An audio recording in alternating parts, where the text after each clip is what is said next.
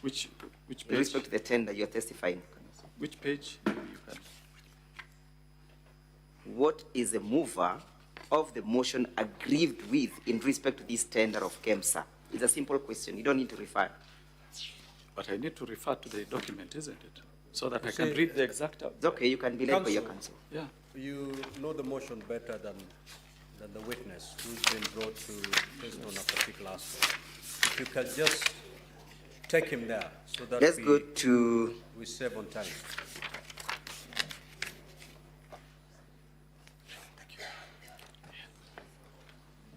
Just tell me the page, I'll be able to... You page 24? Page 24. Yes. Page 24.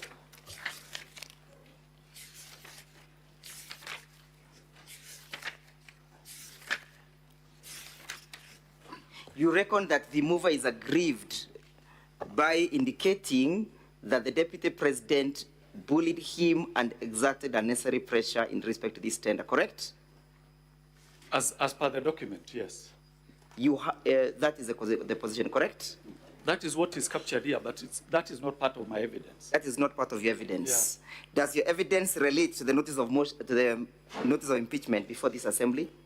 It does, but is there a complaint in the notice of impeachment that relates to conflict of interest that you know of? And so what I would really request you, let us deal with my evidence. Yes, don't take me to the evidence. We are dealing with it. Is there a complaint that relates to conflict of interest in the notice of motion? If yes, kindly point it out for the assembly to note. No, I wouldn't know because I haven't gone through the whole. You have not gone through the motion. The whole motion, I haven't.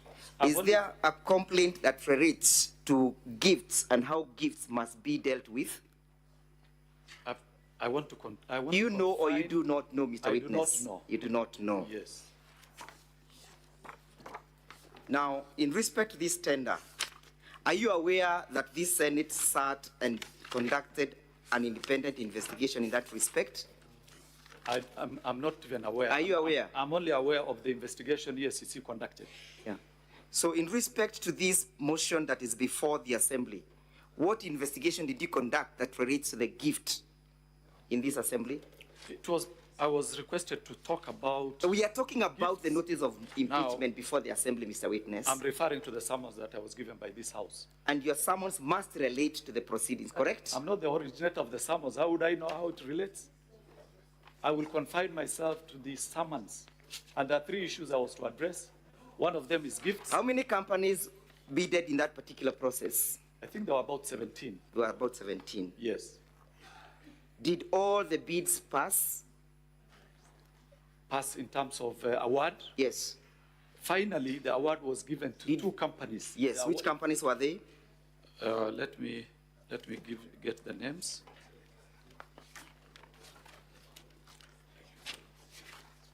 Yeah, the 2 companies that eventually won after the Global Fund conducted their own tender. Yes. One is called Tianjin Yerkol International Trading Company Limited. Mr. Witness, yes. The other one is A to Z. Do you know what led to the cancellation of the tender? I know. Yes, what led to the cancellation of the tender? It was direct favorism to Shobika. It was direct favorism to Shobika. And you know... Please get hold of the volume 3 of the documents by the Deputy President. Sorry?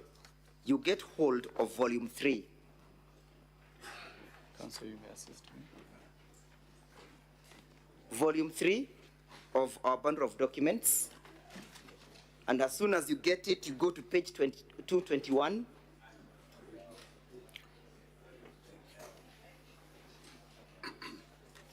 Volume 3, page 221, Mr. Witness. Just a minute. And as soon as you grab it, you go to paragraph 100. Which page? Page 221. 221. Paragraph 100. Volume 3. 221, just 1 minute.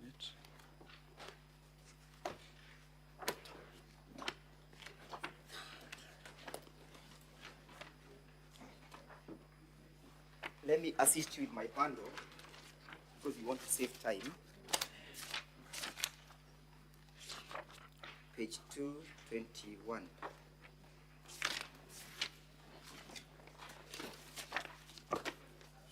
Which Look paragraph? at paragraph 100.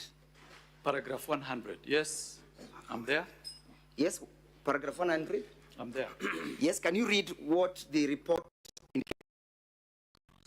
In its report, dated 25th April 2023, Global Fund noted that KEMSA had failed to apply the evaluation criteria consistently to all bidders and that none of the bidders met the minimum requirements. So what is indicated that none of the bidders met the minimum requirement? Yes. Let's go to page 221, 222. Now, 22. At paragraph 106. 222. And again, read it loudly. Notwithstanding KEMSA's reservations, in a letter dated 4th May 2023, the Acting Director of Procurement recommended termination of the process. The CEO approved, and on 5th May 2023, the termination was communicated. What was terminated? The process. The process of bidding, correct? Yes. Why was it terminated? Now, Paragraph 100, Mr. Witness, no, paragraph Counsel, 100. Counsel, look. You know, I am I'm cross-examining you. I will only deal with my evidence. I will not deal with the evidence of other institutions. The Senate is an independent institution. The ESCC That we know. conducted its own investigation. Please ask me questions related to the investigation. Now, after making your statement, please read the reason why the termination was actuated at paragraph 100. If you want me just to read for the sake of it, but I'm not owning this evidence. I'm only owning the evidence by ESCC. I didn't ask you to own it. Yeah. Witness, the counsel is asking you to read a certain paragraph. Okay. Just read it. Guided. Yes? Which paragraph? I have asked you to read paragraph 106, correct? Yes. About the terminations, correct? Yes. And I've asked you to state for the assembly the reasons why the terminations is being recommended, correct? Yes. And I've told you that that answer, you'll find it at page 221, paragraph 100, correct? Correct. And that the bidding was terminated because the bids failed to meet the minimal requirements, correct? Correct. And therefore, the cancellation was not as a result of your alleged favorism, correct? That is not my evidence. My evidence is Yes, I there know. was clear favorism. Clear favorism. Yeah. Look at paragraph 226, sorry, page 226. 226, I'm there. Yes? Look at paragraph 136. I'm there. Yeah? Read paragraph 136. In late April 2023, he learned from the Global Fund. Who is this learning from Global Funds? Oh, you just took me there straight. Yeah, look at paragraph 225 so that we can get to know who is learning. 235 or 2? Yeah, 225. 225. That is the evidence by one Dr. Andrew Mulwa, acting CEO KEMSA, correct? Now, 225, 125, if you... 225. 220. Up here. Which paragraph? Up here. Yeah, submissions by Dr. Andrew Mulwa, acting Yes. CEO. So what is he saying now at paragraph 136? 136, in April 2023, he learned from Global Fund pre-award review report that the long-lasting insecticide nets tender was to be cancelled on account of inconsistencies in the bid evaluation. Yes? Yes. So why was it cancelled? The issue would be who caused the bid. No, it's not who caused. We are looking at the report. What does it indicate at that paragraph, the issues of the cancellation? Paragraph 136, Yes. on account of It inconsistencies. speaks to the fact that the bid or the tender was cancelled, correct? It does, yes. And it speaks to the reason that it was cancelled on the basis or on the reason of inconsistency, correct? Correct. And therefore, your testimony that was as a result of favorism does not sit well with the evidence contained at paragraph 136 of the bundle, correct? This, my evidence. No, I just want you to limit yourself to that paragraph vis-a-vis what you stated. That the reason for the cancellation was the inconsistency, Mr. Witness, yes? Inconsistencies, yes, but Thank you. Let's go on. How is the inconsistency? Let us go How to does that it one. You arise? shall explain in another forum, not here. Yeah. continue. Let's go to paragraph 230, to page 230. Page 230. Yes? Which paragraph? 230. Which paragraph? Paragraph G. G, yes. Yes? Yeah. Can you read it out? At the evaluation stage, the audit team established that only 2 bidders passed the preliminary evaluation and proceeded to the technical evaluation, that is bidder number 3, Tianjin and Coal International. Which two companies passed? As per this one, Tianjin Coal Yes? International, Yes? bidder number 7, Yes? Premier Movers Limited, contrary to evaluation committee. Is Shobika part of those bidders? No, it's not. It's not. Yeah. Look at look at page 231 again, paragraph J. 231. Page 231, paragraph J. Paragraph J, yes. Yes? Read J.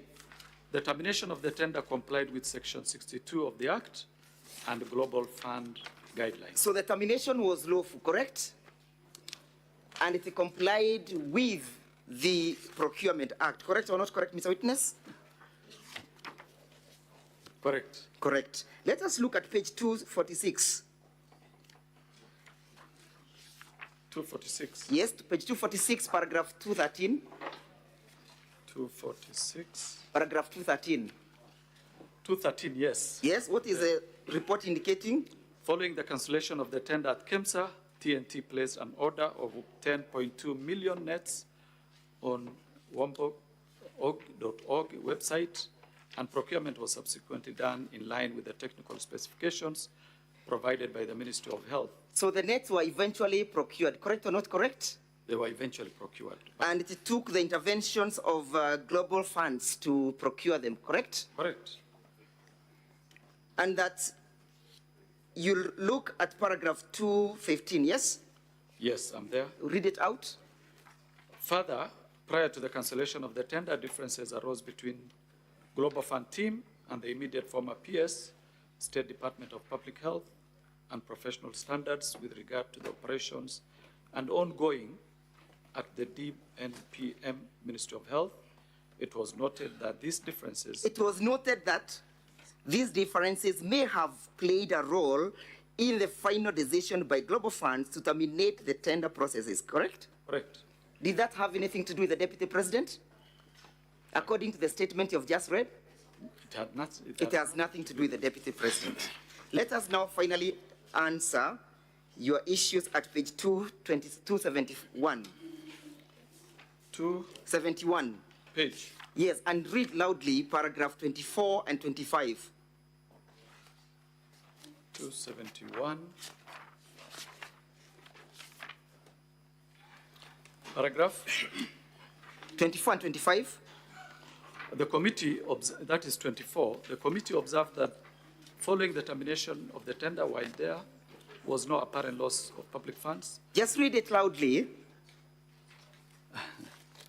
The committee observed that following the termination of the tender, while there was no apparent loss of public funds, there was no apparent loss of? lost USD 455,589.4, approximately 70 million in procurement fees. The report from the Senate indicates there was no loss of public funds, correct? Let me read this paragraph again so that we are yes, together. Proceed. The committee observed that following the termination of the tender, while there was no apparent loss of public funds, just put a full stop there. Pause. What has the committee observed? You don't want me to finish the sentence? Yes, I'll lead you to that other part. Okay. What has the committee observed? No public funds lost. No public funds lost. In your investigations, separate investigations that you conducted, did you arrive at the same conclusion? Did you or did you not? There was no public funds lost. There was no public funds lost. Terminated. Thank you. Yeah. So let us look at paragraph 25.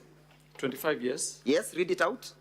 The committee observed that the cancellation of the tender appeared to have been influenced by Global Fund's apparent effort to exert significant control over the procurement process from the beginning to the end. Thank you. What occasioned the cancellation? The cancellation of the tender appeared to have been influenced by the Global Fund's apparent effort to exert significant control over the procurement process. Is there any evidence indicating that the Deputy President was involved in that process? No. Was his companies involved? No. Was his family involved? No. Any evidence that you have before this assembly to that respect? The evidence I have No. Any evidence that any of them were involved? on this report, or my evidence? This report. On this report, no, but my evidence is. Let us go to the next paragraph, yeah?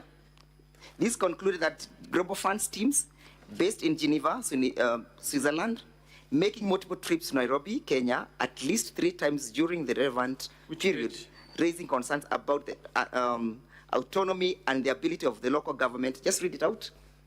That is paragraph 25. Yes, the same paragraph.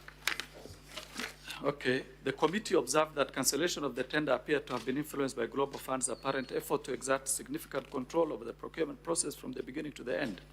This included Global Fund team based in Geneva, Switzerland, making multiple trips to Nairobi, Kenya, at least 3 times during the relevant period, raising concerns about the autonomy and the ability of the local government agencies. The autonomy of the organization, correct?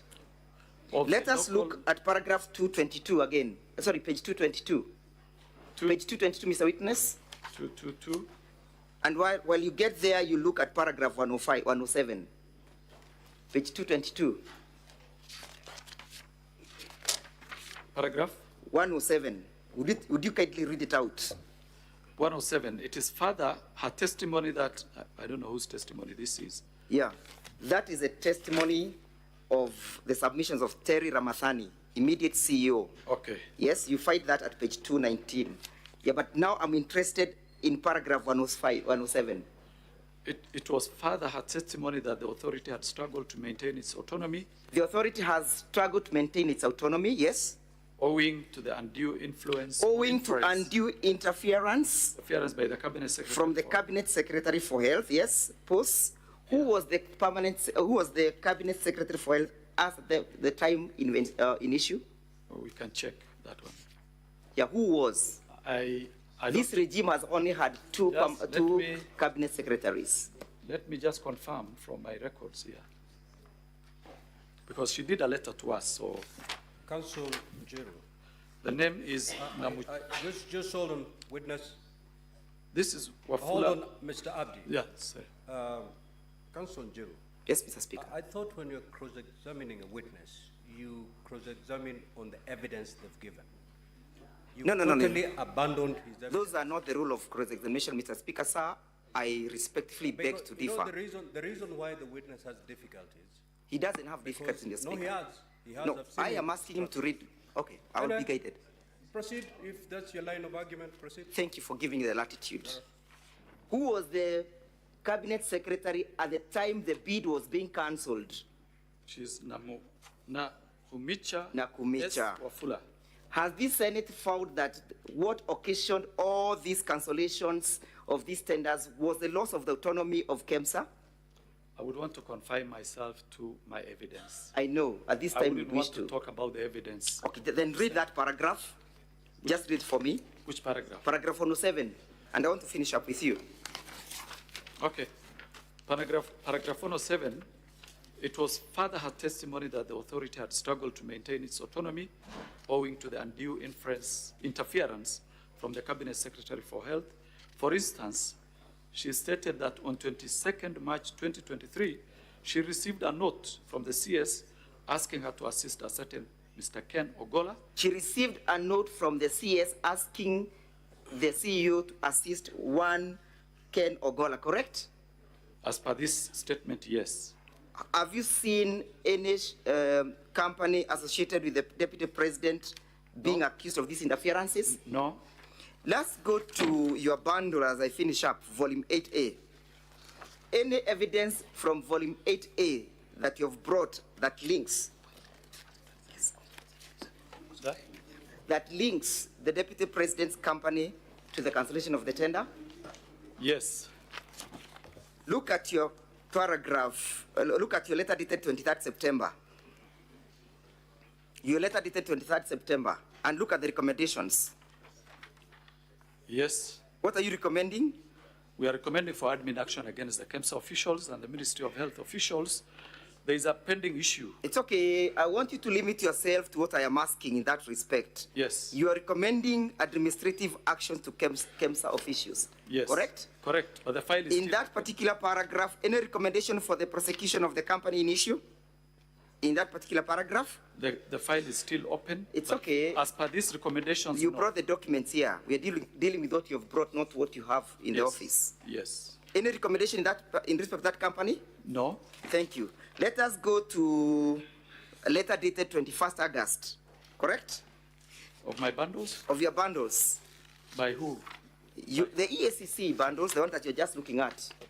Okay. Don't leave volume 8A. You can see the letter dated 21st August, correct? Just a minute, I get the letter.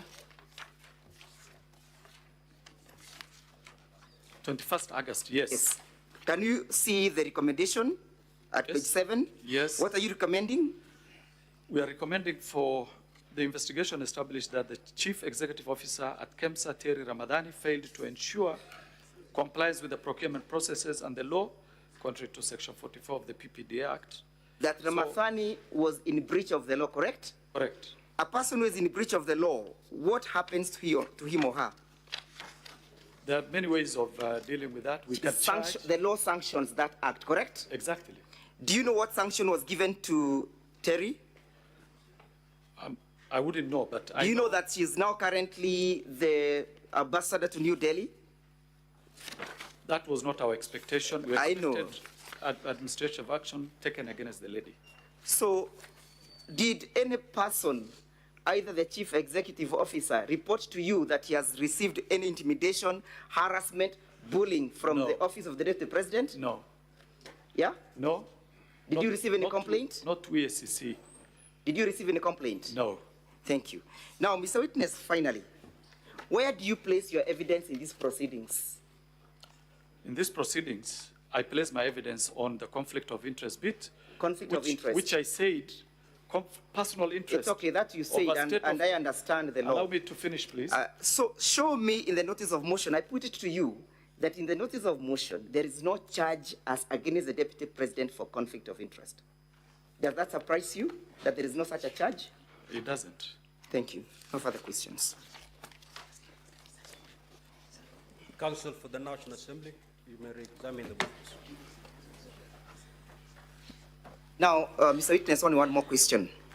Between your statement that you have made and the Senate's report, which one do you want us to rely on? Which one? There are only two options. It's either your report or the report by the Senate. Don't give me an explanation. I can stand by my report. So we disregard the report by the Senate, correct? I didn't tell you that. I didn't So say that. we disregard the report by the Senate. Is that the contempt that you have for this House? I can only stand by my evidence, which I can prove in any forum. Has that report by the Senate indicated any investigations on the ground of favorism, conflict of interest, and gifts? No, I haven't gone through the report, so I wouldn't want to comment. Counsel, Thank you. Are you done? Yes, Mr. Speaker, sir, but you're addressing me. Are you done?